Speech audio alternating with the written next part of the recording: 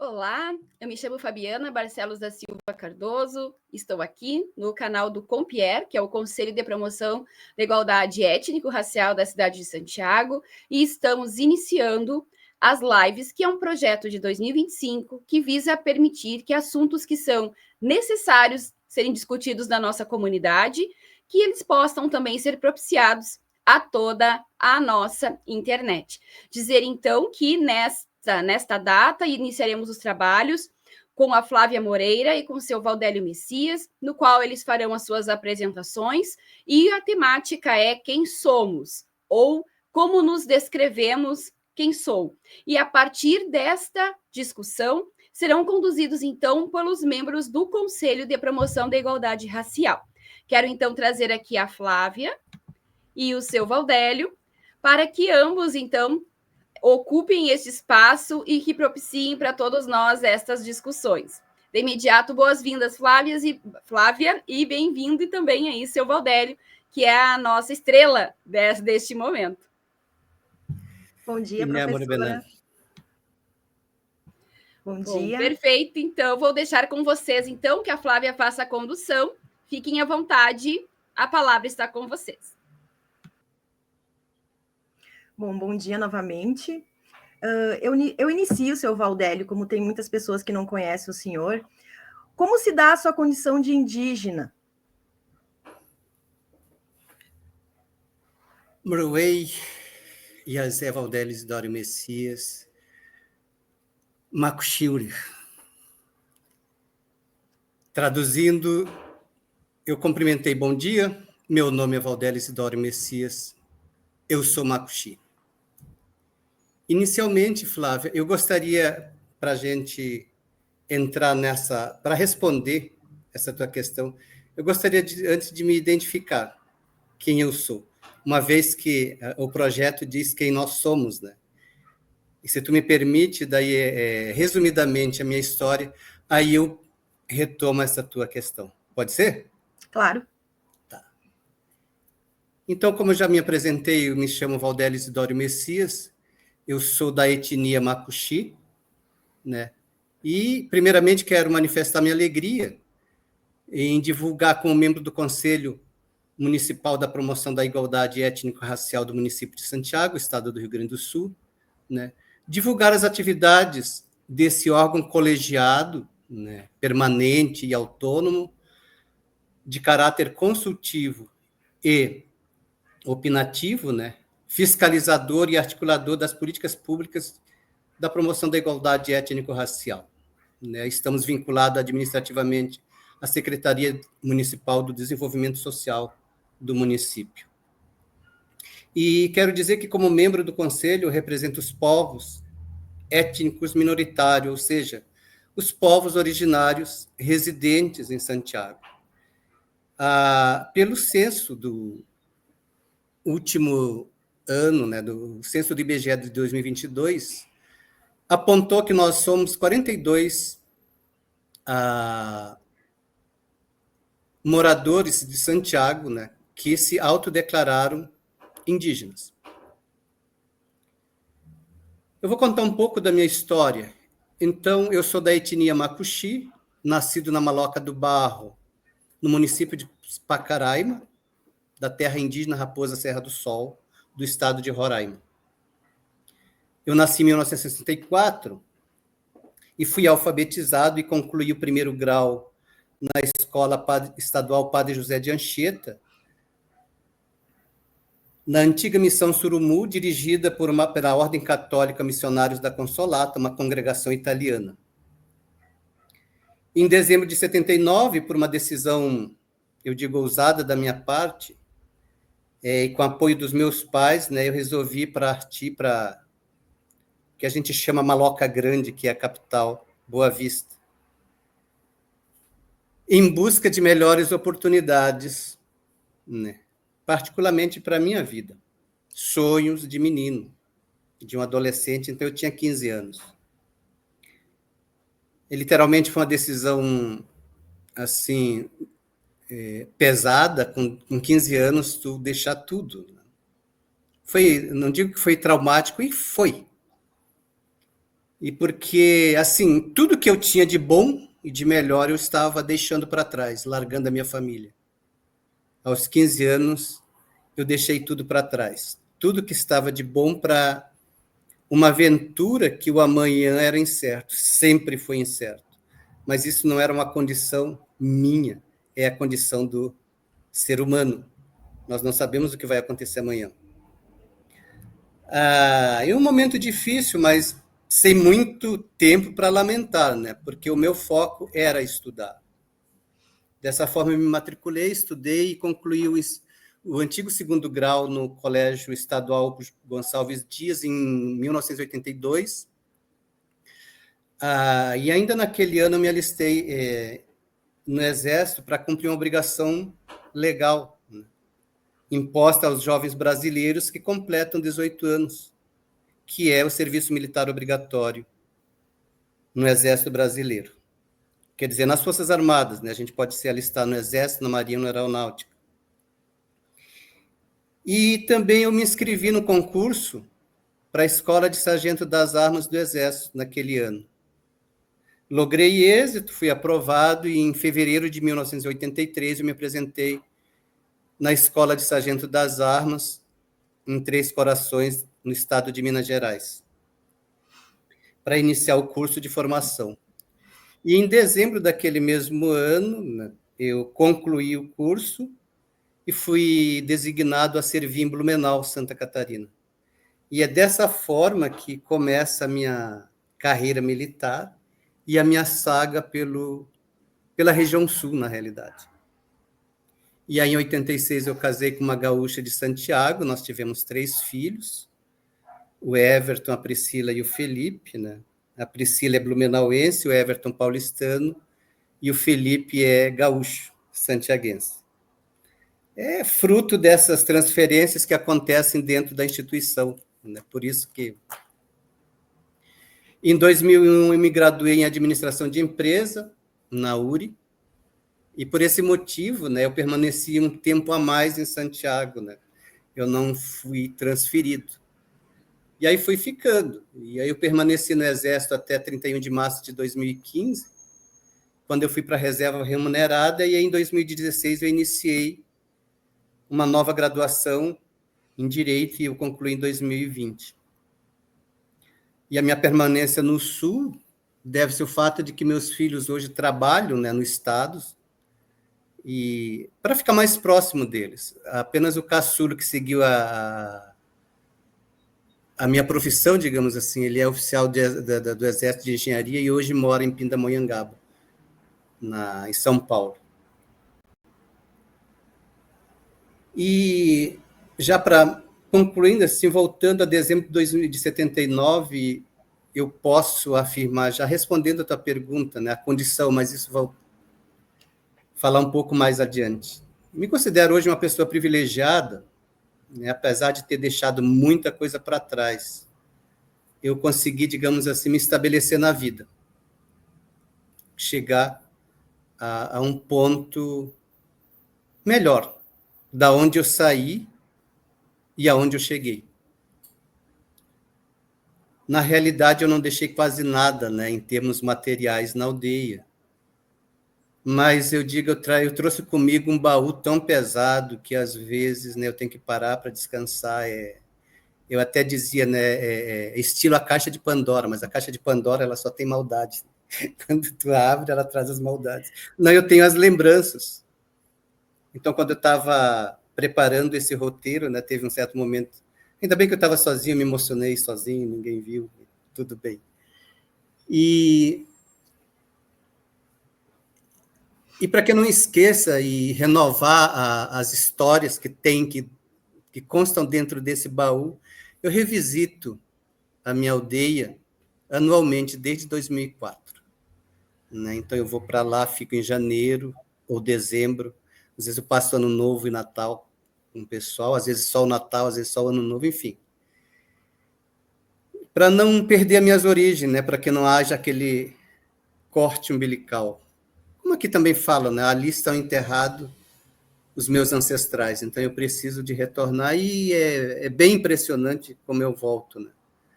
Tem um determinado lugar que eu chego, é uma ponte que hoje sobre o rio Araçá, que quando eu passo para ali parece que tudo se transforma, eu volto uma realidade diferente, sabe, alguma coisa que faz eu ficar melhor. E a minha ida para Huaycrú, quer dizer Boa Vista, em Macuxi, é Teso do Buriti. O Teso do Buriti o termo teso é como é que diz? É uma colina, é um lugar alto. Aqui me parece que chama de coxilha. E eu fui para lá com o amparo do meu irmão, né? O amparo e respaldo do meu irmão, que ele era funcionário de carreira da antiga empresa brasileira de telecomunicações, né? A Embratel. Então, ele nos levou para a cidade, nos deu esse apoio, né, de chegada, para a gente poder estudar. Né? Antes de mim, tinha ido um irmão mais velho que eu, depois foi o meu irmão e a minha irmã caçula. E, como operador do direito, né, eu tenho estudado muito hoje sobre os costumes e o direito dos povos originários. Resumidamente, né, de 1500 até o momento, muita coisa avançou. Porém, outras precisam ser melhoradas. Né? Existem incongruências, porque nós lutamos, né, daí, como toda a sociedade, em busca daquela convivência, né, de uma sociedade igualitária e harmoniosa. E quando a gente coloca essas duas palavras, né, igual e harmônica, não é bem assim. Aí é extensivo a todos. E eu tenho um livro chamado do Orinoco, do Roraima ao Orinoco, né? Trata de uma viagem que foi realizada em 1911 a 1913 pelo alemão Kuk Gruber, que ele catalogava esses indígenas. Né? Então, 1911, já no início do século XX, ele se assustou com tudo aquilo ali. Então, ele tem várias passagens, daí eu peguei uma, né, do livro, e é uma citação da Nádia Farage e Paulo Santilli na introdução desse livro. Então, ele já cansado, ele diz o seguinte: pobre povo sem direito, pobre país onde as coisas como essas acontecem, e até muito piores, sem que as autoridades se oponham a elas, ainda por cima protegendo os malfeitores. Então, ele chega um momento que ele enxerga, não consegue resolver.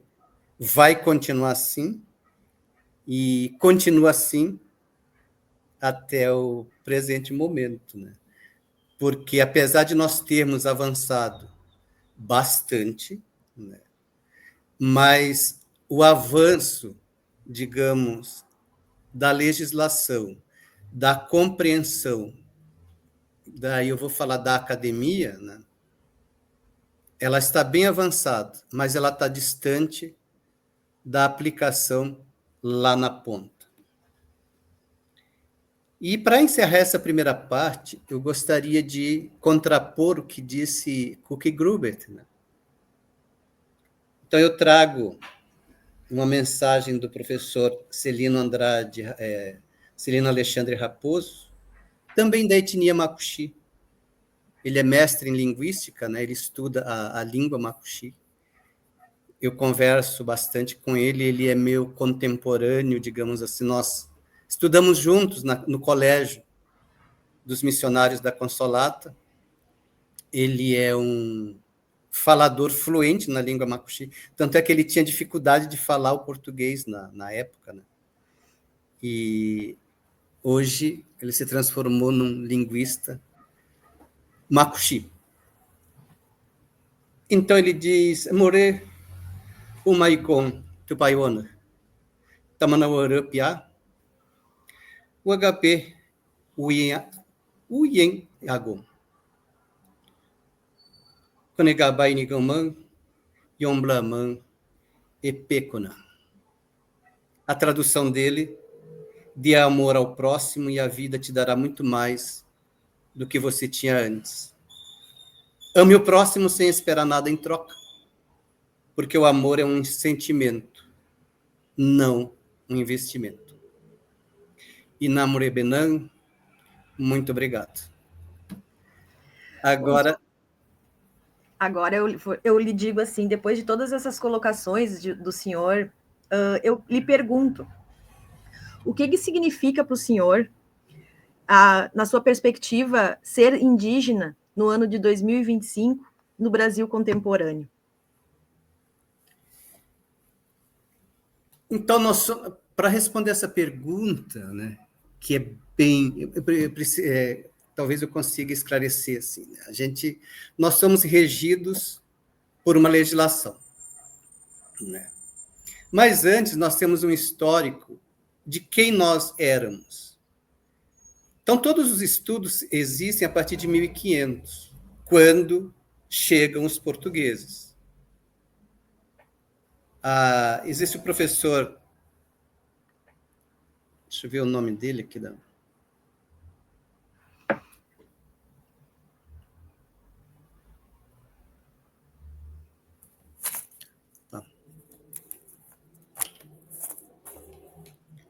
Fiz uma anotação e acabei. André Augusto Salvador Bezerra, na realidade, ele é um juiz de advogados da democracia, eu acho, para a democracia. Então, ele tem uma aula, uma excelente aula, onde ele explica, né, essa chegada, mas pelo lado legal da coisa, da legislação que é lá. Né? Então, o título do livro é Povos Indígenas e Direitos Humanos, Direitos à Multiplicidade Ontológica na Resistência Tupinambá. É a pesquisa de doutorado que ele fez lá para os povos Tupinambá, na região de Ilhéus, na Bahia, mas que se estende, assim, em diretrizes gerais, digamos assim, para todas as comunidades indígenas. Ele é um juiz, então esse é um ponto de vista dele. Mas, lá atrás, né, nós sempre tivemos aqui, foi assustador quando chegaram, porque esse comportamento europeu, né, ele já vinha. De que forma ele chegou? Com espada, canhões, depois vieram os crucifixos, né? Vieram numa esquadra de navios ali. Então, a tecnologia é muito avançada para a época. Tão avançada que eles chegaram aqui e encontraram uma população totalmente desorganizada, segundo o ponto de vista deles. Então, ele retrata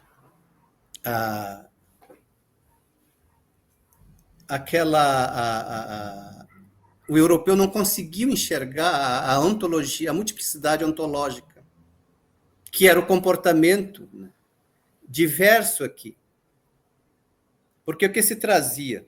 A visão europeia, né, a propriedade privada, todo mundo era dono daquelas suas terras.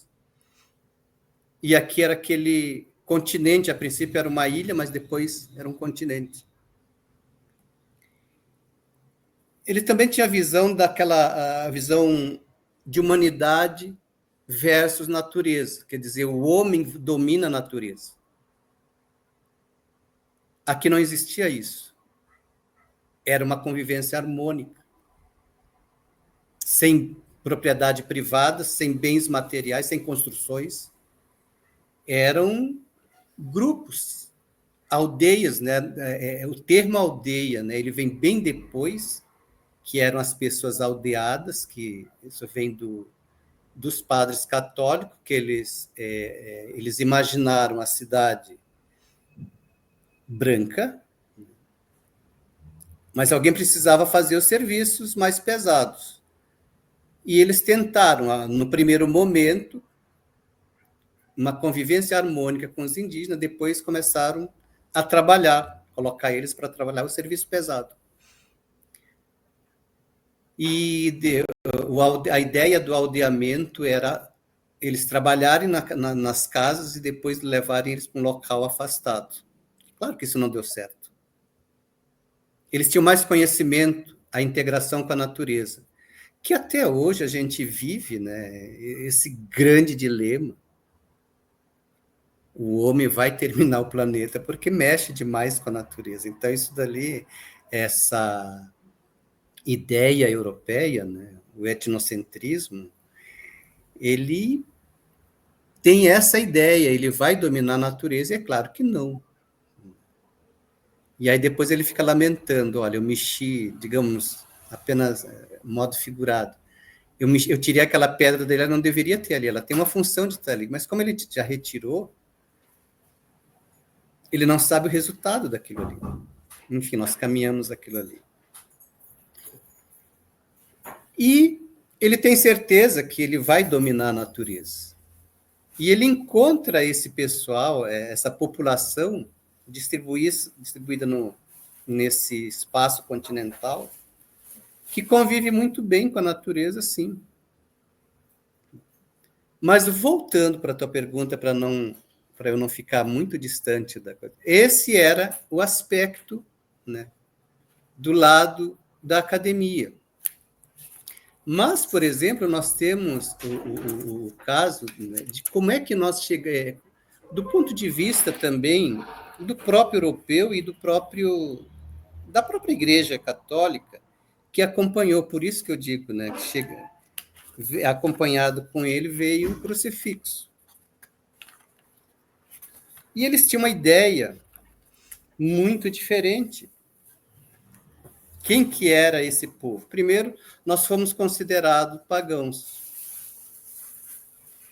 Não tínhamos religião. Depois, nós não tínhamos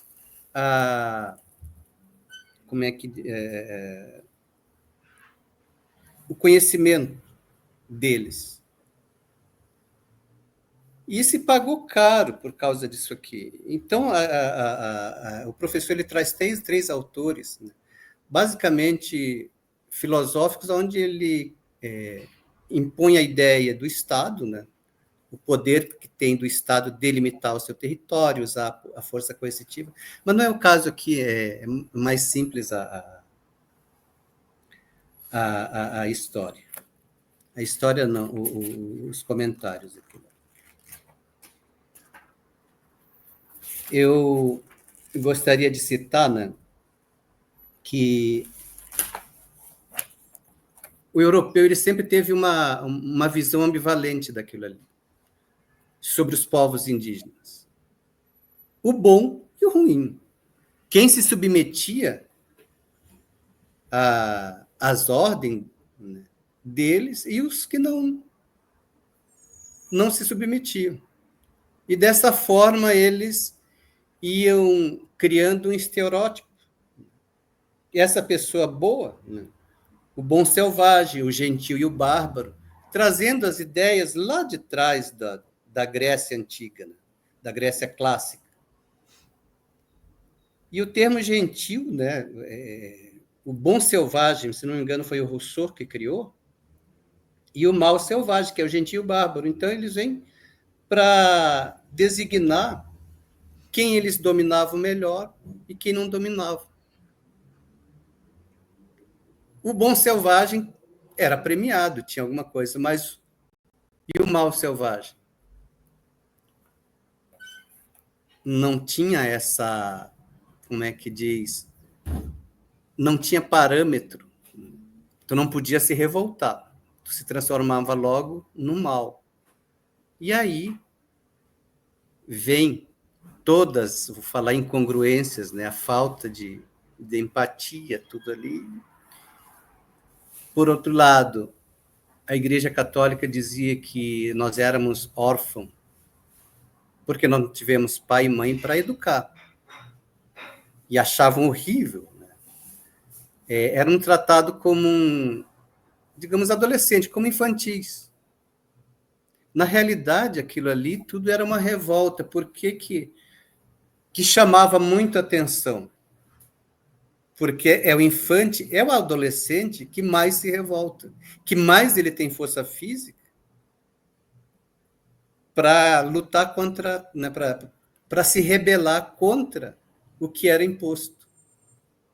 E isso continua até hoje. Nós vamos chegar lá. E aí depois, né?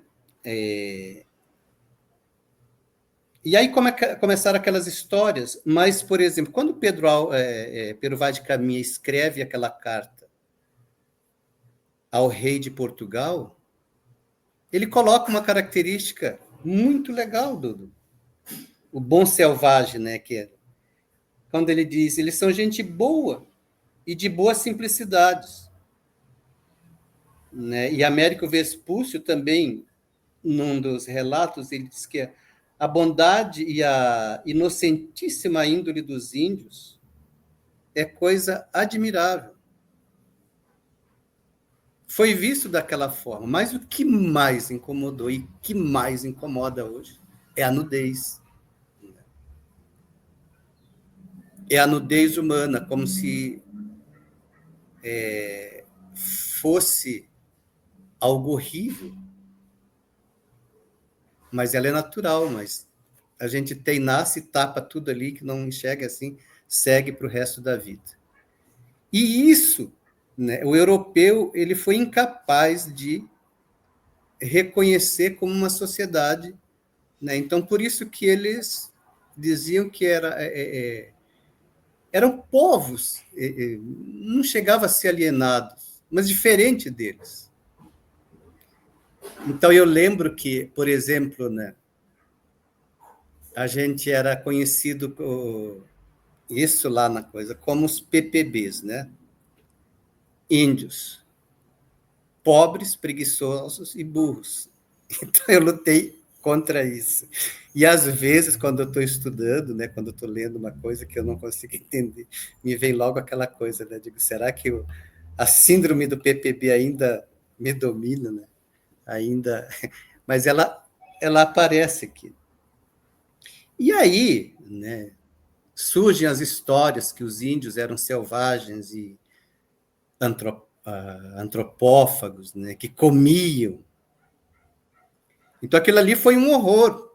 Mas eles esqueceram que também, né, durante, né, a humanidade sempre passou por essas situações. Então, existem textos, né, que a própria literatura relata. Existem registros, né? O que, por exemplo, para os católicos, né, tanto o padre o Manuel da Nóbrega e o padre José de Anchieta, eles ficaram horrorizados com os hábitos sexuais. E o canibalismo, é deles que nasce a ideia do canibalismo. Há autores que dizem que não houve, então, mas a gente tem essa coisa, né? Tem um período brasileiro do romantismo indígena, e depois tem esses dois. Então, a gente não tem condições de ver como que tudo isso se passou. Mas, fazendo o meio termo, as sociedades indígenas que estavam aqui, elas sempre tiveram seus problemas de relacionamento. Isso é da natureza humana. Isso, uma família existe, né? A velha história dos 5 dedos, né? Da palma da mão. Temos uma mão perfeita, com 5 dedos, cada um diferente do outro, mas que são úteis para juntos, tem a força, tem a união, enfim. Isso é coisa que a gente aprende do civilizado, digamos assim.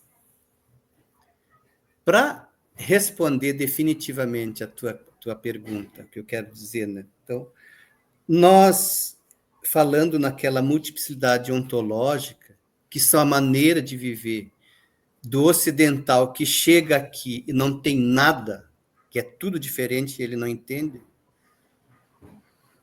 De 1500 se conseguiu fazer alguns avanços, né? Então, é bem bacana estudar a legislação indígena, que ela vem do indigenato, já da época do Império, ou da colônia, não me fala a memória. Porque eles resolveram fazer uma proteção dos indígenas. Mas nós chegamos no século XX, é do século XX a Declaração 169, né, que tem a autodeclaração dos indígenas.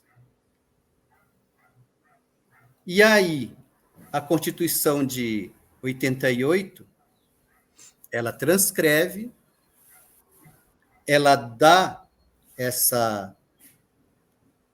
ela traz para a nossa legislação a autodeclaração, que significa isso. Eu não preciso preencher os requisitos que sempre se exigiu, principalmente da língua, né? É o que diz ali, é aquele sentimento, né, de pertencimento. Quando tu fala, eu sou indígena, e aí a pessoa é parda, como é que fica? É lógico que a gente tem que buscar todo o processo civilizatório brasileiro, que ele, assim, ó, teve muita miscigenação. Às vezes forçada, às vezes não. E o Brasil ficou esse país mestiço. E aí, quando a gente fala do europeu, né, é impressionante, assim, eu digo, as pessoas que falam, eu sou descendente do europeu, né? Então, eu só fico analisando. Essa pessoa, ela é descendente de Pedro Álvares Cabral, é descendente daquela família rica, ou não, porque a gente desconhece. Esse pessoal é uma camada do extrato social que ela fica acima. Então, eles vieram, eles voltaram. Eu me refiro aos que estão comandando, que comandavam o Brasil. Pois é, a República, mas sempre a elite. Para baixo vieram outras pessoas. Os degredados, as coisas. Então, o europeu também sofre a mesma, segundo eu vejo, assim, mas eu nunca vi ninguém falar, ninguém que eu diga, as autoridades que escrevem, né? Eu apenas leio o que está escrito, de dizer, olha, eu estou, né, eu sou europeu. Então, às vezes, nos discursos que as pessoas falam no tal empoderamento, eu, como pessoa branca, daí eu tenho vontade de dizer, e daí? Tu tem o mesmo sangue, tu tem os mesmos sentimentos. Quer dizer, se consideram privilegiados. Aonde que nós temos privilégio no Brasil? Isso talvez seja uma divagação já minha, né, que está escrito, e do que eu vejo. As mesmas coisas acontecem para... Foi quando, certa feita, eu fiz assim, da autoridade referida, que é um termo que a gente usa lá na administração, para convencer, né, para persuadir quem tu está tentando convencer, argumentar. Estou falando porque, por exemplo, eu sou indígena e tenho essa autoridade. Às vezes não, porque o conhecimento do mundo é pequeno, é par. Então, voltando lá para tudo, qual é a condição, né? A minha condição, eu estou amparado pelo Estatuto, pela Constituição Federal, no artigo 231 e 232, e pela lei, pelo Estatuto do Índio, que é a Lei 6.071 de 73. Então, essas duas legislações, elas já trazem praticamente para a atualidade a autodeclaração e joga, né? Nós temos a mesma condição dos iguais, dos cidadãos brasileiros. Isso é o que diz a legislação.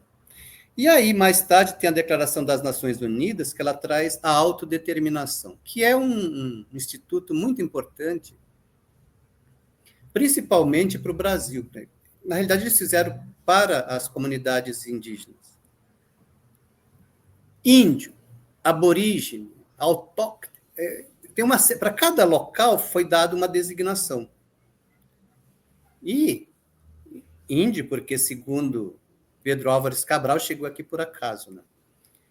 Que, segundo os registros que eu busco, que eu pesquiso, não é bem assim a história. Mas não vou fazer revisão histórica, que não é minha função. Gosto de ler, gosto de ver, e para ver o que aconteceu. Então, nós estamos numa situação onde a legislação avançou. Só que, na prática, como é que é? Então, quando eu tracei toda a minha trajetória, eu tive que largar tudo e fui na cidade fazer um registro de nascimento. Aí a legislação me ampara. A partir daquele documento, eu me torno cidadão brasileiro, sujeito a todas as normas. O Código Civil diz que eu não posso desconhecer nenhuma norma. Embora não conhecendo todas, eu não posso alegar que desconheço a legislação do meu país. É que diz o Código Civil. E aí, como é que eu posso fazer isso se eu tinha 15 anos? Então, a minha vida ela tem que ser reta, né? Para não ter... Porque tu não pode cometer nada fora, porque senão tu tá ferrado. Mesmo. E a outra coisa, a autodeterminação seria a área. Os indígenas já estavam aqui. Então, o estado deles, que não existia, foi tomado, a área. E agora se luta para demarcar. O grande problema hoje é o marco temporal, que a Constituição trouxe para 88, que a partir dali quem ocupa as áreas tradicionalmente tem direito. Mas não é tradicionalmente. Se tu autodeclara, então tu também tem direito à autodeterminação. Se eu sou indígena, eu não vim da Europa. Pode ser que eu tenha vindo da Bolívia, que é a mesma região. Mas se luta tanto, né? Então, existem vertentes muito interessantes, né, que às vezes contestam as decisões do próprio STF. Eu estou me referindo à questão da decisão da Raposa Serra do Sol, que agora eles estão fazendo, né, tentando consertar um erro tão grande que, né, não sei como é que vai ter uma decisão favorável ou não, né? Vai contentar ou não, não se sabe por quê. Mas muita gente já tinha alertado que não fizesse daquela forma. Mas, enfim, não sou eu, a gente só sofre as consequências, né? Então, a nossa condição é essa. A perspectiva é que se juntasse essas legislações que são avançadas, mas, por exemplo, aonde que eu vou fazer a minha autodeclaração indígena? Quando se exige? Atualmente é nos colégios, é nos concursos públicos, para entrar numa universidade.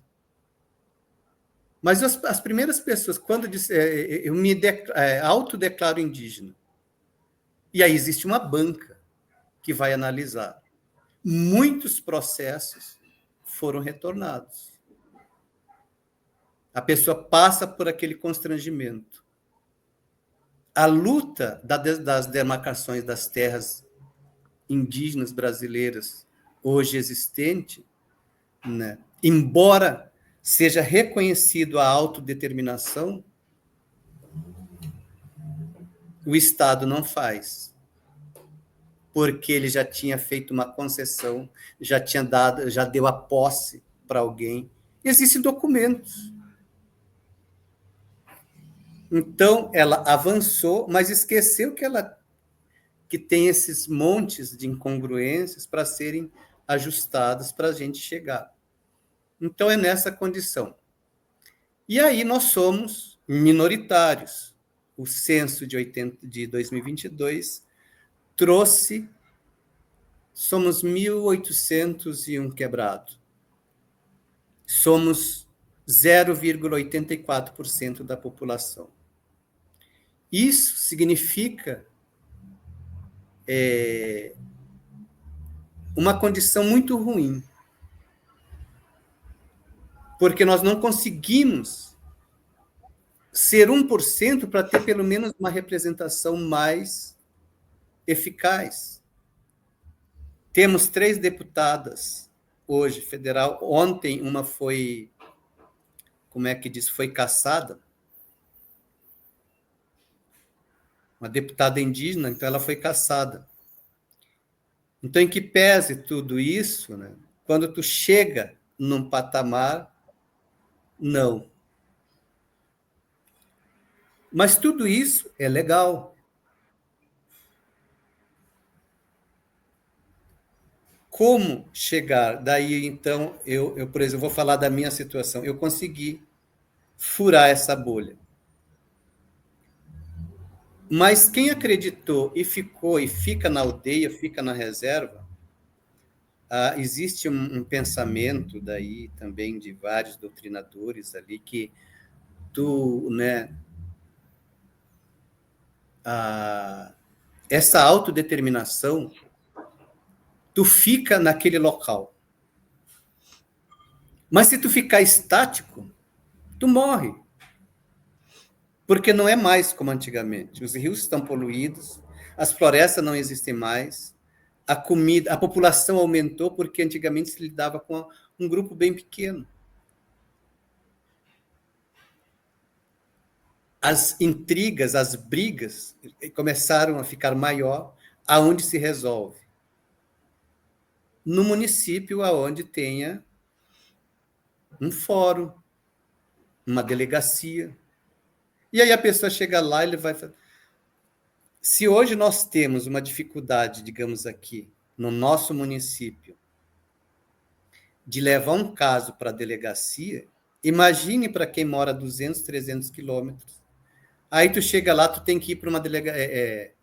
É crime comum, vai para o fórum estadual.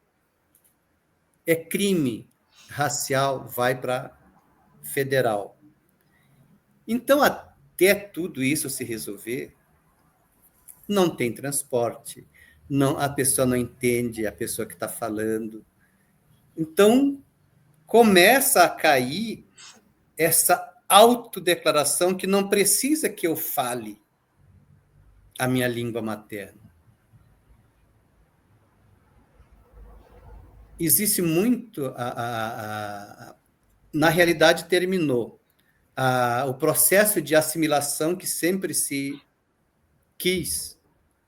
Assim como é feito na Europa, né? Aquele Estado assimilou as coisas e continuam as intrigas. A assimilação sugere que, né, sejam todos iguais e que ele terminasse os indígenas. A corrente que vence hoje, que não.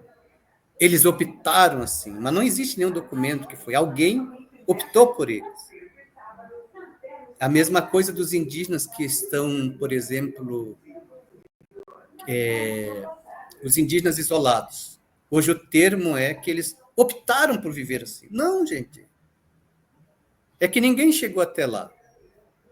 E praticamente não existem mais os índios isolados, porque todos eles já tiveram contato com a civilização. Isso no Brasil. Mas por que continuam sendo chamados de índios isolados? Porque a FUNAI ela tem um processo de conhecer. Ela não conhece aquele pessoal. Então, acho que no mês passado foi mostrado no Fantástico lá um povo isolado, não sei se tem a denominação já, Mas eles estão tentando contato há 25 anos. Eles começam naquele processo bem antigo, deixa o machado, deixa um facão, aí vai deixando aquele material, e aí o que acontece? Vão os aventureiros, os garimpeiros, porque procuram lá, o garimpeiro, essa pessoa, o garimpeiro manual, esse sem ser, que está procurando ouro em pequenas quantidades, que lá existe, eles encontram. Eles consideram eles intrusos. O que acontece? Esses garimpeiros vão armados, vão cheios de munição, ali acontece um incidente, matam e ficam com material. E aí, às vezes, as pessoas se surpreendem. Tá, mas os índios já tinham espingarda, já tinha. Como é que fizeram? Como é que foi feito? Não, aquele contato já aconteceu. Assim como lá atrás, primeiro se forma a amizade, depois se briga. Porque é a questão de dominação. Com certeza o garimpeiro quer dominar ele não vai deixar dominar. E assim vai. Daí, né, tem diversos relatos lá quando as pessoas chegam, tá, mas esses índios aqui já tinham espingarda e já sabiam manusear, já sabem manusear certas coisas. Então, não existe assim. Talvez, na reportagem diz que existe ainda 46 grupos que não foram ainda contactados. Mas, na realidade, eles já foram contactados, só que eles vão. E aí se diz por uma questão, por uma opção, eles não querem realmente. Então, mas na realidade não é querer, ele está fugindo, né? É um querer forçado, tá certo? Eu não sei se eu consegui responder, Flavinha. Eu só queria, seu Valdélio, se o senhor conseguisse resumir em uma frase, o que o senhor diria ser indígena em 2025 no nosso país contemporâneo? O senhor consegue resumir toda essa fala que foi perfeita, mas se o senhor conseguisse resumir para nós em uma frase, assim, o que o senhor acha que é ser indígena em 2025? Olha, nós continuamos lutadores, somos sobreviventes numa terra que já foi nossa e que não nos pertence. Por quê? Medidas legais que não atingem ainda hoje, porque a gente vive à margem da sociedade, literalmente. As aldeias estão fora do grande centro. Tu quer buscar alguma coisa, tu não tem um centro de referência. A FUNAI existe, o Ministério dos Povos Originários existe, mas eles estão em Brasília. Então, se eu sou natural da Raposa Serra do Sol, estou no mínimo 6.500 quilômetros longe de lá. Como é que se resolve? Por pensamento? Telepatia? Então, nós continuamos sobreviventes. E outro dia eu disse uma frase, não sei se tão infeliz, né? Digo assim, a única coisa que está acontecendo é que a gente está crescendo. Os índios estão se reproduzindo de uma forma, né, que um dia chegarão a ter uma representatividade efetiva, de no mínimo 1% da população. Estamos chegando, estamos a 0,8% da população. Agora, então, seu Valdélio, a gente vai conversar um pouquinho, então, sobre a sua etnia. Se o senhor poderia nos contar um pouco da diversidade que há nela, porque muitos pensam, a gente fala em povos indígenas, acham que são todos iguais, né, em termos de etnia, de dialetos, de costumes. Se o senhor puder falar um pouquinho sobre a sua etnia e a diversidade que existe nela, seria bem interessante. Então, a nossa diversidade... Só um momentinho que eu vou puxar aqui uma...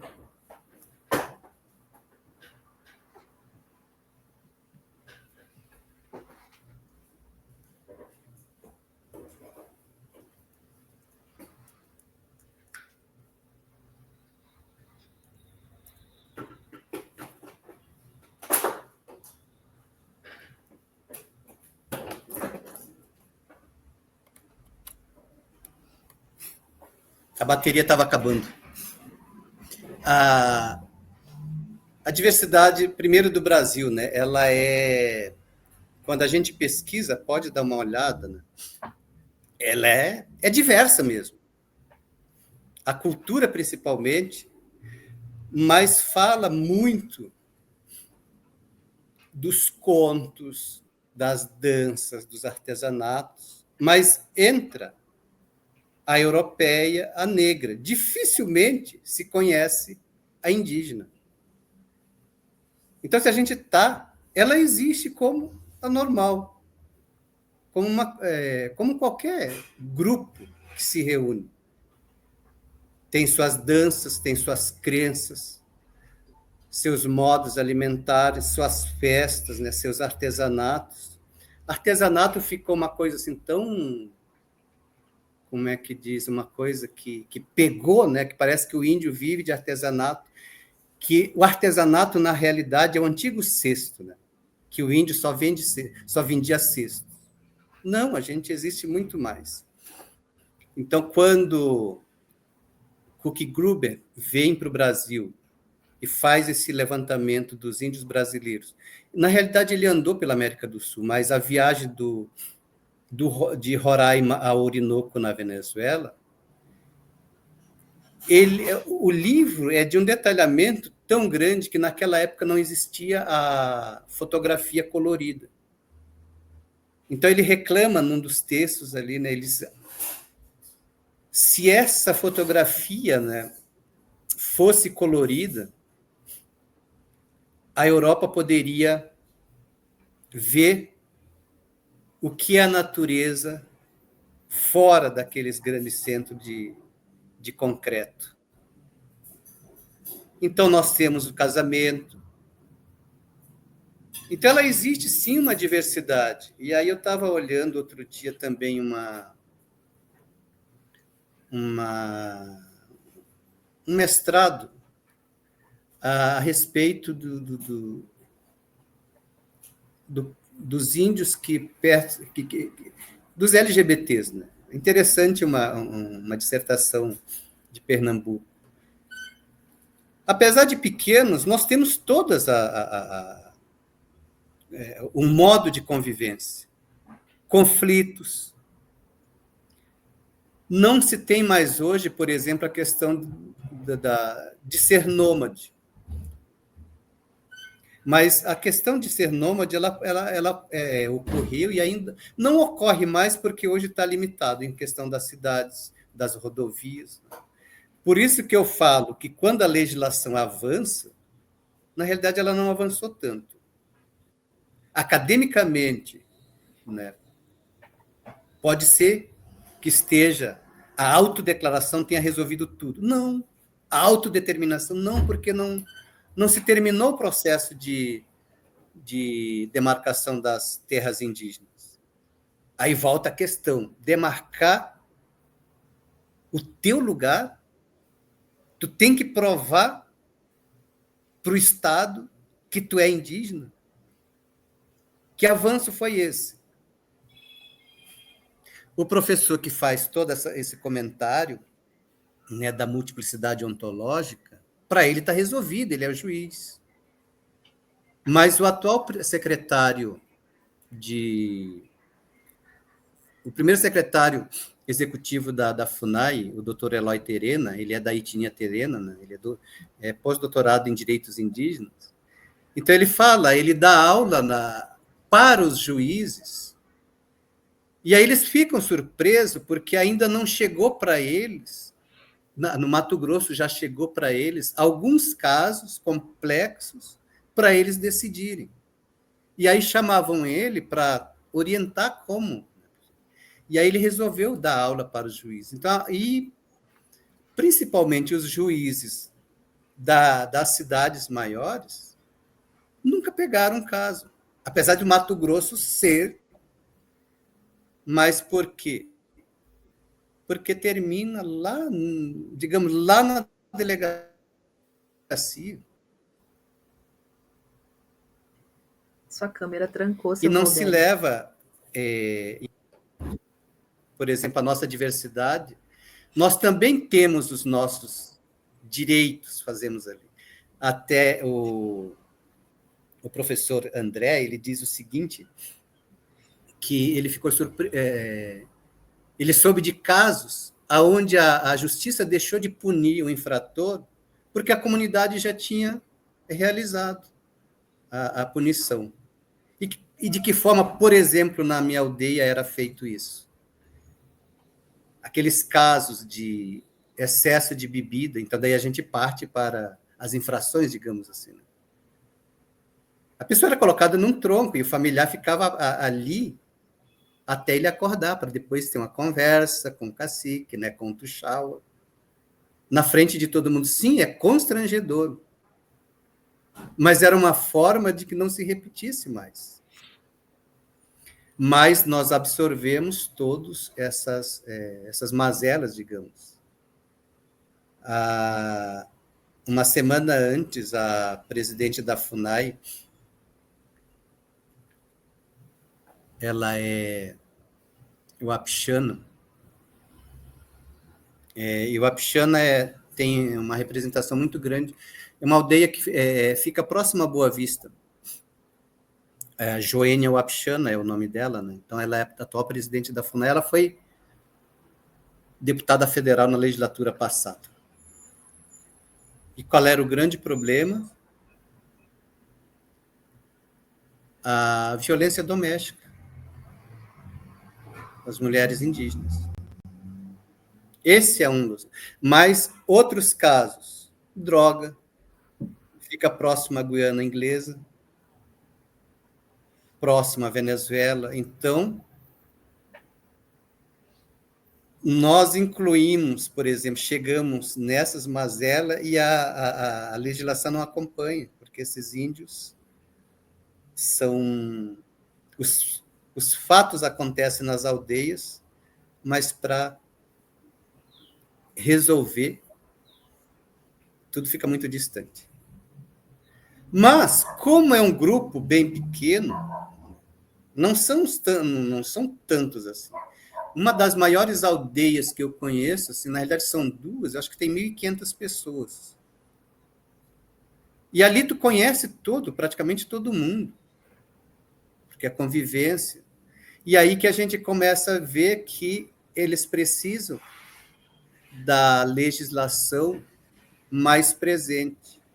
Mas ela está afastada. Por quê? Porque não tem ninguém que... E quem os protege é o Ministério Público, que é o dono da ação. E o Ministério Público vai sair da sua sala para atender alguém com a temperatura de 30, 40 graus. O Rio Grande do Sul quase parou as aulas porque a temperatura aumentou. Pelo amor de Deus, parou o Rio Grande do Sul. Polêmica por causa da temperatura. Nessas regiões, a temperatura é dessa. Uma estrada de chão de 300 e poucos quilômetros. Vai fazer o quê lá? Deixa que venha. Então, por isso, assim, a academia, digamos, talvez o judiciário tenha chegado mais ou menos numa legislação ideal, conceitual, e que eu posso dizer, tu tem direito à autodeterminação, à autodeclaração. Na prática não funciona. Não é bem assim, fica muito mais difícil. Só retornando, seu Valdélio, para ficar mais claro, assim, ó, o senhor só poderia falar da sua etnia, é só um idioma que tem, ou tem outros, como que funciona, só para a gente dar uma Não, então é assim, ó, é bem complicado resolver isso, porque daí a gente entra tecnicamente no que o governo, no que o Estado impõe. Por exemplo, a terra indígena Raposa Serra do Sol, ela tem 8 etnias ali dentro. Nós somos Macuxi, Taurepã, Patamono, Ingaricó, e tem mais umas outras que no momento eu esqueço. E aí todas essas, elas têm o modo de viver semelhante, mas não igual. E aí começa, por exemplo, existe uma briga, quer dizer, briga não racha, que é secular, entre Uapixanas e Macuxis. A gente diz, então eles nos chamam de Canaimé, que são pessoas más, que matam, e eles são os feiticeiros. Né? Olha só. E aí, mas desde que o primeiro português, o primeiro holandês, o primeiro espanhol entrou lá, eles já percebiam esse conflito. Mas até hoje, Macuxis e o Apixana se casam. Sabe? É um fenômeno interessante. E a gente é assim, hoje não, a gente chama, né? E aí, tu é canaimé ou tu é feiticeiro, né? E fora isso, por exemplo, os patamonas da terra indígena Raposa Serra do Sol são os mais arredios. Eles falam bem pouco português, mas falam mais a língua deles. Então, não é direto, é tipo os Yanomamis. Os Yanomamis têm uma região enorme, que parte do território é em Roraima e parte do território é no Amazonas. E uma outra parte é na Venezuela. Se conhece a liderança do Davi Capenaua, que é de Roraima. Que os Yanomamis do Amazonas não reconhecem a autoridade dele. E ele tenta fazer esse papel conciliador e não. Então, por isso que às vezes acontecem determinados atritos, que às vezes aparecem na televisão, que eles estão... Mas é aquela coisa interna pelo não reconhecimento de uma autoridade. Porque tem autoridade indígena do estado do Amazonas, que a gente não escuta falar. Por que Davi Capenau é uma pessoa que mais se sobressai? Porque ele tem tem um filósofo francês que acompanha ele desde... Né, e por causa dele, ele sempre está em Paris. Quando ele lançou o livro A Queda do Céu, né, foi por causa dele. E eles dizem que ele pouco aparece ali. Então, ele vive mais na Europa, Estados Unidos, Canadá, viajando essas coisas ali. E aí, quando ele chega, vem trazendo novidades, e aí isso irrita. As novidades, quer dizer, imposição de como que deve ser, por que eles não são ideias dele. É a ideia porque ele sai daqui sem ter essas ideias, e quando chega, volta e tem essas coisas. Né? Então, coisas do ser humano, não é crítica, mas né? Tu vai chegar ali, vou impor uma coisa, vamos pensar assim. Tudo bem, aonde ele lidera, que é em Roraima, tudo bem, mas ali... E aí não existe essa separação. Tem muita gente que se conhece, falam língua diferente. Ali acho que está os ecuanos, eu sabia algumas coisas ali, mas é muita coisa para a gente gravar ali. Mas basicamente é isso. E tem o pessoal da Venezuela, então não existe sim essa harmonia, mas, por exemplo, casamento. Não sei como é hoje, porque hoje está junto e misturado, mas antes se evitava, por exemplo, o Macuxi casar com o Patabona. Cada um ficava. Mas quem olha, eu acho muitos antropólogos, eles vão ali e fazem cada registro, né, assim, e aí saem ideias fantásticas e maravilhosas, e vai para um texto de lei. Ouviram? Sim, ouviram. Quem? Os macuxis, talvez porque eles falavam português melhor, entenderam, mas os papanomona não entenderam, não. E aí pergunta numa votação aquelas...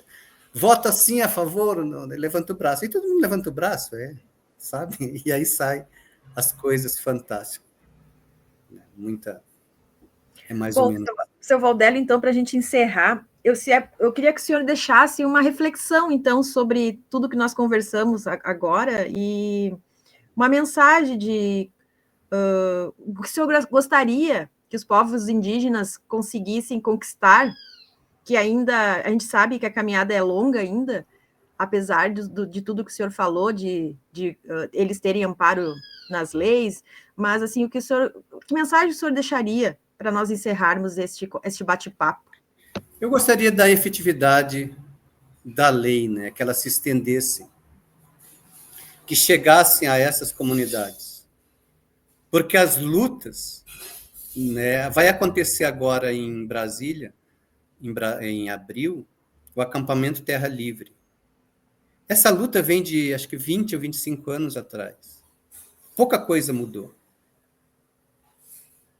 Sonho, então as pessoas do Brasil inteiro vão para Brasília.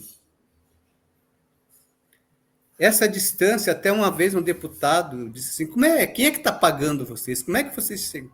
Gente, não se tem ideia do que se faz para chegar lá, mas eles chegam.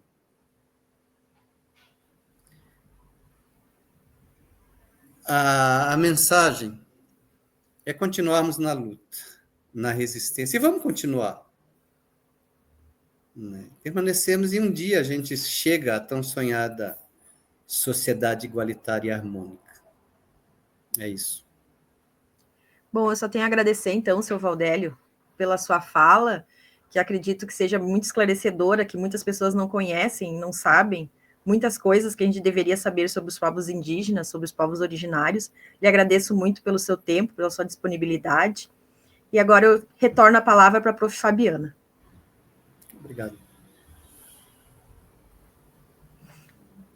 Então, que lindo. Aprendemos muito.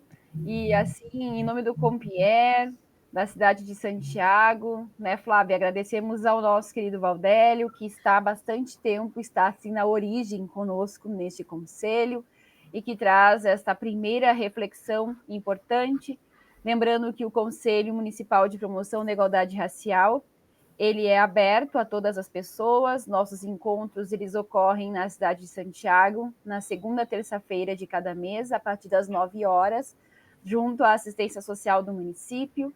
Todos serão bem-vindos, e agradecer de forma especial ao seu Valdélio, porque ele também se emocionou ao falar dessa história, a lembrar da sua origem, e é algo que a gente aprende sempre, né, quando se tem um sujeito que ele é um cidadão, e este cidadão, ele é, cada um de nós somos um universo, e nesse universo nós temos os sentimentos, e assim, só existe algo de precioso que a gente pode deixar para o ser humano, que são as nossas memórias. Então, a ideia, seu Valdélio, deste canal, nós já iniciamos com muito louvor, porque o senhor dividiu conosco o que tem de mais precioso dentro do senhor, que são as suas memórias, que são os seus sentimentos, os seus significados, a sua origem, e são inúmeras pessoas como o senhor que existem por esse Brasil varonil, que muitas vezes não puderam colocar, né, nunca puderam dizer que são pessoas, e agora nós temos o início da possibilidade de eternizar cada um desses